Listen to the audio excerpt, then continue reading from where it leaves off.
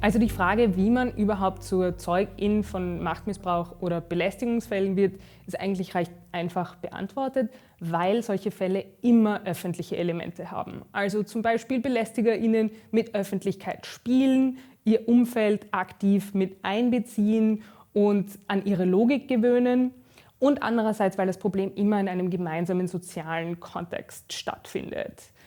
Ich denke, es ist wichtig, zunächst mal zu erkennen, dass etwas nicht unter Anführungszeichen normal ist, sondern bereits eine machtmissbräuchliche Dynamik am Laufen ist. Und dann kann man tatsächlich aus der Passivität hinausgehen und eine aktive Zeugin werden in Fällen von Belästigung und Machtmissbrauch.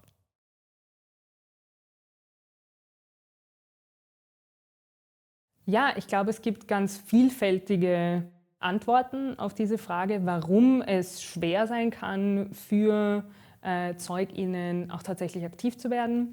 Ich glaube, einer der Gründe kann zum Beispiel sein, dass man eine soziale Beziehung hat zu BelästigerInnen, zu denen man aufschaut, die man bewundert, mit denen man vielleicht befreundet ist oder gute KollegInnen. Und ich denke, hier ist es unerlässlich, dass man dieser Wahrheit ins Auge blickt, dass tatsächlich machthabende Personen hier auch in der Lage sind, diese Macht missbrauchen zu können. Dann andere Gründe können sein, dass man schlichtweg nicht weiß, wie man aktiv werden kann und wie man diese Situationen unterbrechen oder Betroffene effektiv unterstützen kann.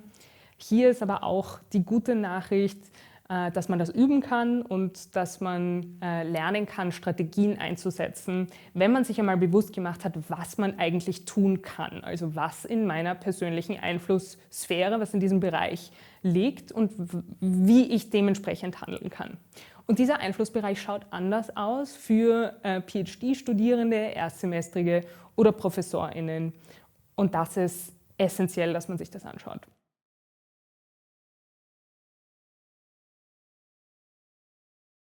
Ja, wie kann ich als Zeugin richtig handeln in Situationen von Machtmissbrauch und Belästigung? Es gibt gewisse goldene Regeln, unter Anführungszeichen, wie man sich verhalten kann, was produktiv und unterstützend sein kann. Zum Beispiel wäre damit zu beginnen, dass man an Betroffene herantritt, wenn man eine solche Situation beobachtet hat und Betroffenen klar macht, dass man diese Situation erkannt hat und nicht in Ordnung findet. Das gibt eine Alternative zur TäterInnenlogik, laut der nur Betroffene ein Problem damit haben. Und plötzlich hat man einen anderen Blickwinkel auf das Problem, mit dem man bereits anfangen kann zu handeln.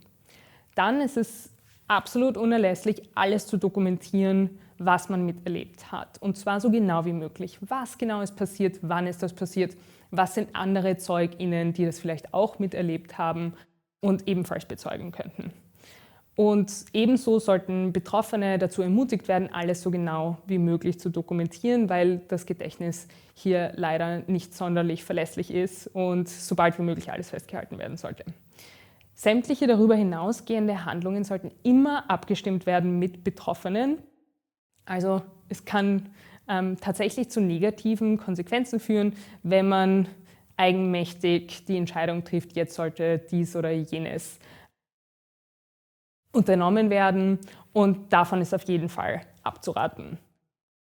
Darüber hinaus, denke ich, ist es wichtig, dass man auf Ressourcen hinweist, sowohl in als auch außerhalb der Institutionen, von Anlaufstellen, feministischen Organisationen und so weiter. Das kann tatsächlich immer nur von Vorteil sein.